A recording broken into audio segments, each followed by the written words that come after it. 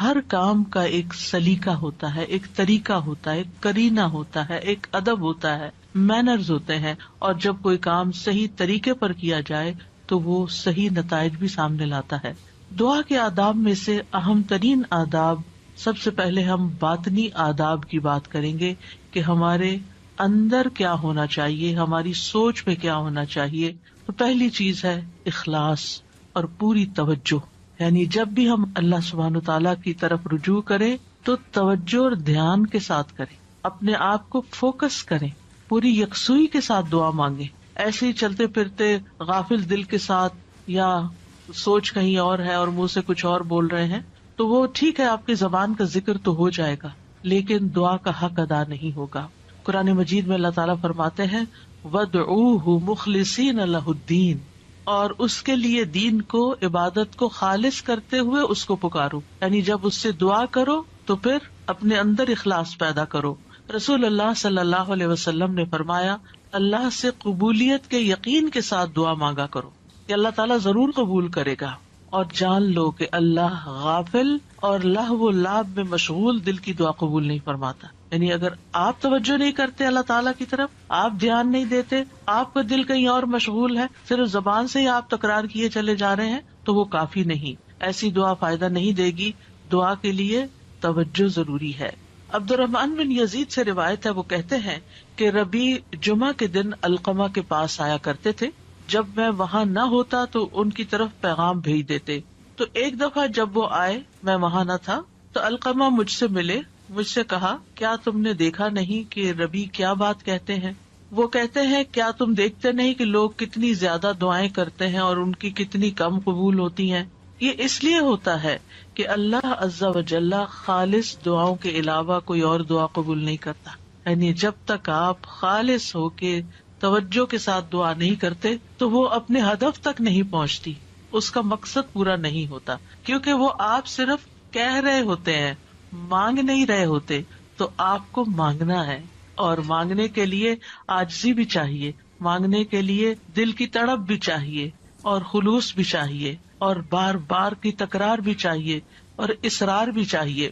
وہ کہتے ہیں کہ میں نے کہا کیا عبداللہ نے بھی یہی نہیں کہا؟ انہوں نے پوچھا کہ عبداللہ نے کیا کہا ہے؟ انہوں نے کہا کہ عبداللہ نے بیان کیا ہے کہ اللہ کسی لوگوں کو سنانے والے، یعنی جو شخص کسی کو سنانے کے لیے دعا کرتا ہے، ریاکار اور ہنسی مذاق سے دعا کرنے والے کی دعا قبول نہیں کرتا، صرف اس دعا کرنے والے کی دعا قبول کرتا ہے جس کے دل سے دعا نکلتی ہے، خلوص کے ساتھ دعا نکلتی ہے۔ یعنی بعض اوقات ہم دعا مانگ رہے ہوتے ہیں اور ہمارا مقصد نہیں ہوتا دعا کرنا، مقصد ہوتا بس کسی کو سنانا کہ ہم دعا کر رہے ہیں، یعنی وہ ہماری صرف ایک بات ہی ہوتی ہے، دعا نہیں ہوتی، دعائیہ انداز میں ایک بات کر رہے ہوتے ہیں۔ تو بات کرنا کچھ اور ہے اور دعا کرنا کچھ اور ہے، اور لوگوں کو سنانا یا لوگوں کو دکھانا، یا جب لوگ سن رہے ہوں تو اس وقت دعائیں کرنا اونچی اونچی آواز میں، اور جب تنہائی میں بیٹھے ہیں، اکیلے ہیں تو کوئی دعا ہی نہیں، یا بہت مختصر سی دعا ہے۔ تو باطنی آداب میں سے کیا ہے کہ جب ہم اکیلے ہوں، تنہائی میں ہوں، پھر ہم اللہ سے کیا باتیں کرتے ہیں، کتنی توجہ کے ساتھ بات کرتے ہیں۔ دوسری بات یہ ہے کہ سچے دل سے دعا کرنا۔ امام احمد بن حنبل رحمہ اللہ سے کہا گیا کہ ہمارے اور رحمان کے عرش کے درمیان کتنا فاصلہ ہے؟ سوال کیا کسی نے، یعنی کتنا فاصلہ یہاں سے عرش تک کا؟ انہوں نے کہا سچے دل سے سچی دعا کرنا، یعنی جب آپ سچے دل سے سچی دعا کرتے ہیں تو آپ کی دعا عرش تک جا پہنچتی، رب العالمین تک پہنچ جاتی، بس اتنا ہی فاصلہ ہے۔ انی قریب، اللہ تعالیٰ قریب ہے، دور نہیں ہے، اسی لیے وہ سنتا ہے ہماری۔ سبحان اللہ، اللہ تعالیٰ عرش پر ہوتے ہوئے ہمارے دلوں کے حال جانتے ہیں، اور ہماری چپکے چپکے کی ہوئی باتیں اور دعائیں اور آہیں اور پکار وہ سب بھی سنتے ہیں۔ پھر قبولیت کے یقین کے ساتھ دعا کرنا۔ نبی صلی اللہ علیہ وسلم نے فرمایا تم میں سے کوئی شخص اس طرح دعا نہ کرے کہ اے اللہ اگر تو چاہے تو میری بخشش کر دے، اگر تو چاہے تو مجھ پر رحم کر دے، اگر تو چاہے تو مجھے روزی دے دے۔ نہیں، بلکہ پختگی کے ساتھ سوال کرنا چاہیے، کیونکہ اللہ جو چاہتا ہے کرتا ہے، اللہ پہ کوئی جبر کرنے والا نہیں۔ تو پکی پکی دعا کریں کہ اللہ تعالیٰ یہ چاہیے، ایسا ہی چاہیے، اصرار کے ساتھ، تکرار کے ساتھ، خلوص کے ساتھ۔ اور پھر قبولیت دعا کے بارے میں پریشان نہ ہو کہ ہم نے تو خلوص بھی اور تکرار، اصرار سب کچھ کر لیا، پھر بھی ہماری دعا قبول نہیں ہوئی۔ عمر بن خطاب کہتے ہیں میں دعا کی قبولیت کے بارے میں پریشان نہیں ہوتا بلکہ میں دعا کے بارے میں پریشان ہوتا ہوں. تو جب تمہارے دل میں دعا مانگنے کا خیال ڈال دیا جاتا ہے کہ مانگو تو دعا کی قبولیت اس کے ساتھ ہی ہوتی ہے، یعنی قبولیت بھی ساتھ ہی آ جاتی ہے. تو اس لیے قبولیت ہو جائے گی اگر تم نے مانگ لیا، اپنا فرض پورا کر لیا. پھر یہ کہ خشوع و خضوع اور عاجزی کے ساتھ دعا کرنی چاہیے، یعنی دل کو حاضر کر کے اللہ سبحانہ تعالیٰ کے سامنے اپنی بندگی کا اظہار کر کے کہ میں کچھ نہیں ہوں، میں بہت کمزور انسان ہوں، میں فقیر ہوں، تو بادشاہ ہے، میرے ہاتھ میں کچھ نہیں، ہر چیز کا مالک تو ہے. جب انسان اس طرح اپنی عاجزی کو ظاہر کر کے دعا کرتا ہے تو بھی دعا قبول ہوتی ہے. ابو موسیٰ اشعری کہتے ہیں ہم ایک سفر میں رسول اللہ صلی اللہ علیہ وسلم کے ساتھ تھے. جب ہم کسی وادی میں اترتے تو لا الہ الا اللہ اور اللہ اکبر کہتے اور ہماری آواز بلند ہو جاتی تو نبی صلی اللہ علیہ وسلم نے فرمایا اے لوگو اپنی جانوں پر رحم کرو، کیونکہ تم کسی بہرے یا غائب کو نہیں پکار رہے، وہ تو تمہارے ساتھ ہی ہے، بے شک وہ سننے والا تم سے بہت قریب ہے، بے شک وہ سننے والا بہت قریب ہے. انہ سمیع قریب تبارک اسمہ وتعالی جدہ، اس کا نام برکتوں والا ہے اور اس کی عظمت بہت ہی بڑی ہے. پھر یہ کہ اپنی بے بسی اور اللہ تعالیٰ کی نعمتوں کا اقرار کرتے ہوئے دعا کرنا. ہمیں زکریا علیہ السلام کے بارے میں پتہ چلتا ہے قرآن مجید سے کہ انہوں نے کہا قال رب انی وہن العظم منی واشتعل الرأس شیبا ولم اکن بدعائک رب شقیا. اے رب میری ہڈیاں کمزور ہو گئی ہیں، میرا سر بڑھاپے سے بھڑک اٹھا ہے، بال سفید ہو گئے ہیں، اور اے میرے رب میں تجھ سے مانگ کر کبھی نامراد نہیں ہوا.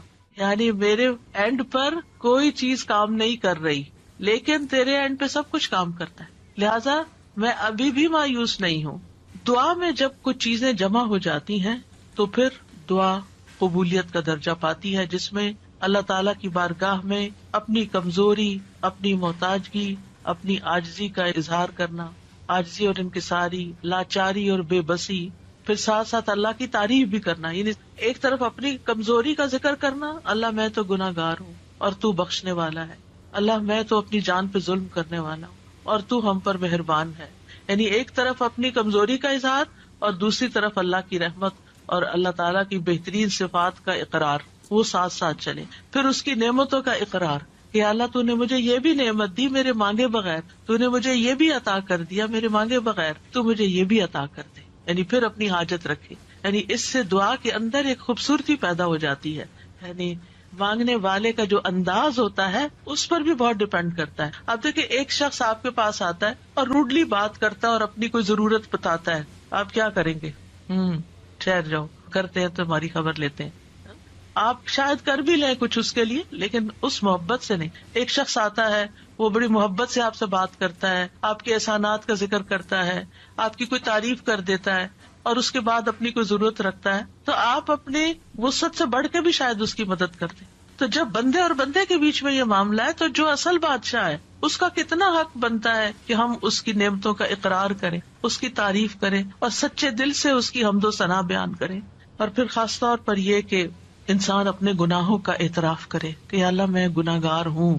ایک تو ہوتا نا جو اوپر اوپر سے ہم کہتے رہتے ہیں ہم تو بڑے گناہگار ہیں، وہ والا گناہگار نہیں، جو اصلی والا اپنے کسی گناہ کو یاد کر لیں، یا اللہ مجھ سے یہ بھی زیادتی ہوئی ہے، میرے منہ سے یہ لفظ نکل گئے تھے، فلاں شخص کو میں نے ہرٹ کر دیا تھا، یا اللہ میری نماز لیٹ ہو گئی تھی، مجھے قرآن بھی صحیح نہیں پڑھنا آتا، میں نے پتہ نہیں اور کون سی غلطیاں کی ہیں جو مجھ سے زیادہ تو جانتا ہے، میں تو کر کے بھی بھول چکی ہوں لیکن تو معاف کرنے والا ہے. حضرت سلیمان علیہ السلام نے کیا کیا تھا؟ رب اغفر لی وہب لی ملکا لا ينبغی لأحد من بعدی، اے میرے رب مجھے بخش دے. پہلے اپنی بخشش مانگی، گناہوں کا اعتراف کیا اور پھر اس کے بعد مجھے ایسی بادشاہت عطا کر جو میرے بعد کسی اور کے لیے نہ ہو. تو یہ اقرار بڑا ضروری ہے. فاعترفت بذنبی، اللہ میں اپنے گناہوں کا اعتراف کرتا ہوں. اور پھر آپ دیکھیے گڑ گڑا کے دعا مانگنی چاہیے، تضرعا وخفیہ.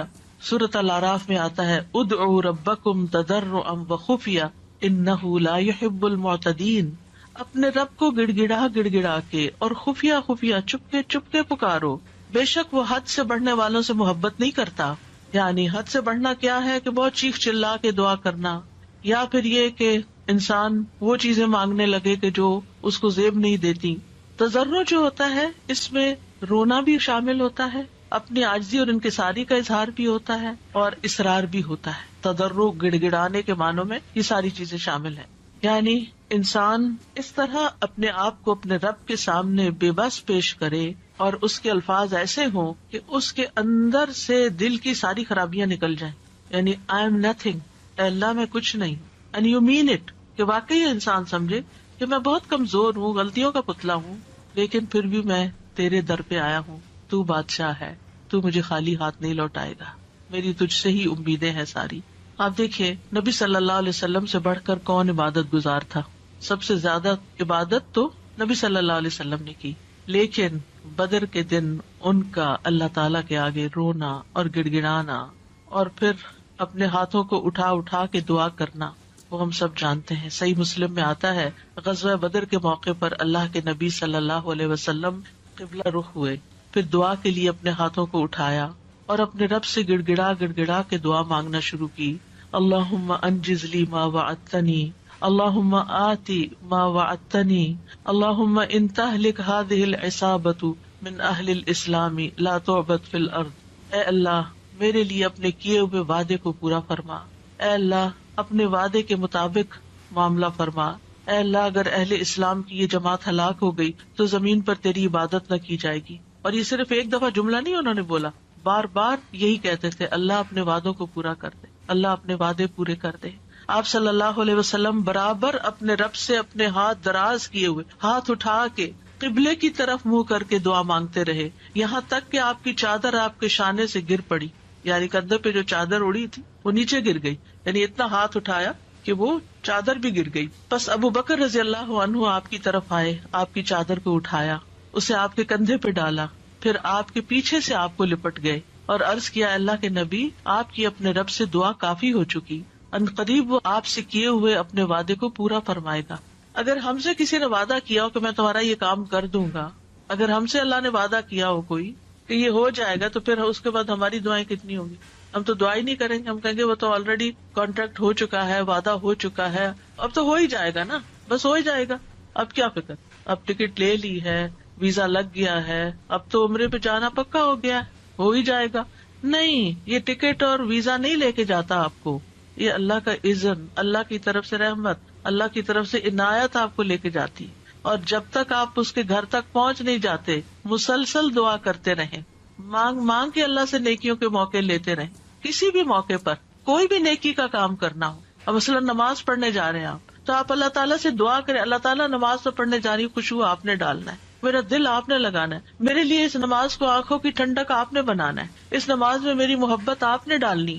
کیونکہ نیکی کے کام بھی فار گرانٹیڈ نہ لیا کریں، یہاں ہو جائیں گے، بس یہ تو فرض ہے نا، ادا کر لیں گے، وضو کر لیا نا، جانماز بچھی ہوئی، کیا مشکل ہے، میں چلی جاؤں گی. نہیں، وہاں تک جانے کی توفیق بھی اللہ دیتا ہے، اور اچھا سا کام کرنے کی توفیق بھی اللہ تعالیٰ ہی دیتا ہے. اس لیے اس سے مانگتے رہے، چھوٹی چھوٹی چیزیں، یعنی جو بھی کام کرتے رہے، کھانا پکانے جا رہے ہیں تو دعا کریں یا اللہ بہت اچھا سا بن جائے. کوئی بھی کام، کسی سے کوئی ڈیل کرنے جا رہے ہیں، بازار جا رہے ہیں، کچھ خرید رہے ہیں، کچھ بھی کر رہے ہیں، تو دل میں اللہ تعالیٰ کو پکارتے رہیں، اللہ تعالیٰ سے کنیکشن ڈیولپ کریں، اللہ تعالیٰ سے راز و نیاز کیا کریں، اللہ تعالیٰ کو اپنے دل کے قریب محسوس کیا کریں. قریب و مجیب، وہ قریب بھی ہے، جواب بھی دیتا ہے، دعائیں قبول کرتا ہے. اور پھر چپ کے یہ جو دعاؤں کی قسمیں جو میں نے ذکر کی ہیں ابھی، یہ ساری خفیہ دعائیں، دل میں، دائیں بائیں کسی کو نہیں پتا آپ کیا کر رہے ہیں، لیکن مانگتے چلے جائیں. زکریا علیہ السلام